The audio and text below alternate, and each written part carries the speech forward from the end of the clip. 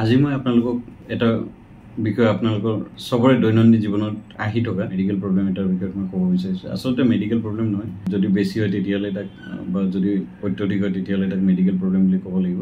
কিন্তু তথাপি মই কৈছোঁ যে এইটো যেতিয়া ছিজন চেঞ্জ হয়, ধৰক ছিজন চেঞ্জৰ সময়ত ৰাতিপুৱা কিছুমানৰ কাহ হয়, উশাহটো লোৱাত অলপ কষ্ট পায় বা ৰাতিপুৱা কাহৰ লগত অকণমান তেজ আহে। বহুতক দেখা যায় যে সেইটো লৈ পেলাই অত্যধিক চিন্তাত পৰি যায়, কিয় আহিছে, কিবা হ'ব পাৰে নেকি। চাওক, এটাতো এনভাইৰমেণ্টেল কণ্ডিশ্যনৰ কথা মই কওঁ, আপোনাৰ ঘৰত ডাষ্টেই হওক বা বাহিৰত ডাষ্টেই হওক বা কিছুমানৰ বেলেগ যাৰ যিটো কাৰণত এলাৰ্জিক আছে সেইটো বস্তুৰ পৰা সদায় আঁতৰি থাকিব লাগে। এতিয়া এলাৰ্জি বস্তু এটা ধৰক ডাষ্ট যদি আপোনাৰ এলাৰ্জিক হয় তেতিয়াহ'লে আপোনাৰ এলাৰ্জিৰ কাৰণে ক্ৰনিক ফেৰিঞ্জাইটিছ হয়।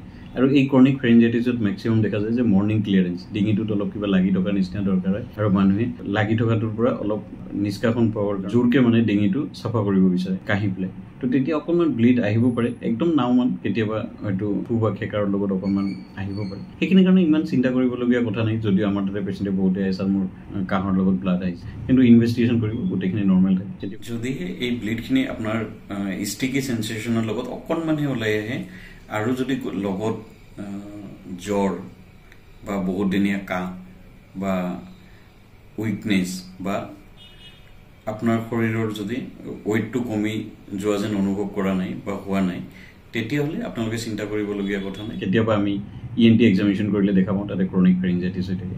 গতিকে ক্ৰনিক ফেৰিঞ্জাইটিছ হ'লে আপোনাৰ চবতকৈ বেষ্ট উপায় হ'ল যে আপোনাৰ যিটোৰ পৰা এলাৰ্জি হয় সেই এলাৰ্জিৰ পৰা আপোনালোকে দূৰত থাকক। ধৰক কাৰোবাৰ যদি ডাষ্টৰ পৰা হৈছে, আপোনালোকে মাস্ক এখন লগাই ল'ব ডাষ্ট এৰিয়াত যোৱাৰ পৰা, বা ঘৰত ঝাৰু দিয়াৰ সময়ত আপোনালোকে মাস্ক এটা লগাই ল'ব। বাহিৰত গ'লে যেতিয়া ধূলি বা বতাহ বা বাইক চলে তেতিয়া আপোনালোকে পাৰিলে যিমান পাৰে তাক মাস্ক লগাই ল'ব আৰু ধূলিৰ পৰা অলপ দূৰত থাকিব। আৰু কিছুমানৰ হয়তো চিগাৰেট স্মকিং বা এলকহল ইনজেকশ্যনৰ কাৰণেও বা এলাৰ্জিক থাকিব পাৰে। তেতিয়াহ'লে আপোনালোকে সেই এতিয়া যদি চিগাৰেট স্মকৰ পৰা হৈছে তো আপোনালোকে স্মকিং এভইড কৰক, ইয়াৰ পৰা আপোনালোকে পৰিত্ৰাণ পাব। আৰু যদি এলকহলৰ পৰা হৈছে এলকহলটোৰ পৰা আপোনালোকে আঁতৰি থাকিব লাগিব।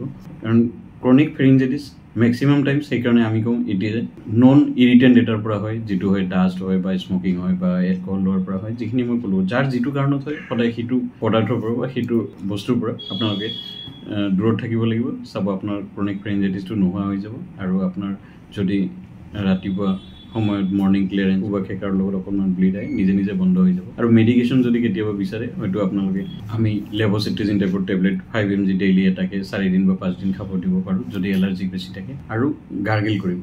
গাৰ্গিল কৰোঁতে জেনেৰেলি বহুত ধৰণৰ বজাৰত বা ফাৰ্মাচীত আপোনালোকে বহুত ধৰণৰ মাউথ ৱাছ পাব, ইউজ কৰিব পাৰে, বাট ইমান দৰকাৰ নাই।